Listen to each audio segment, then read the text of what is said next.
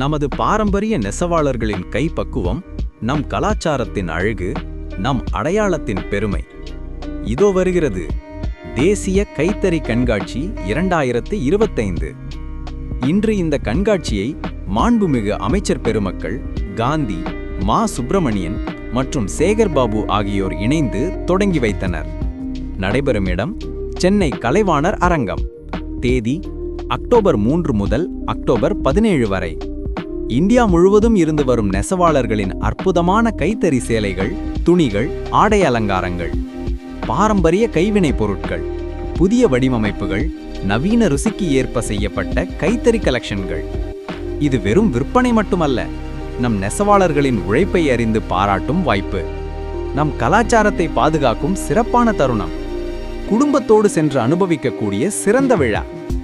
நினைவில் கொள்ளுங்கள், கைத்தறியை வாங்குவது ஒரு பரிவர்த்தனை அல்ல, அது நம் பாரம்பரியத்துக்கான ஆதரவு, நம் நெசவாளர்களுக்கான நன்றிக்கடன்.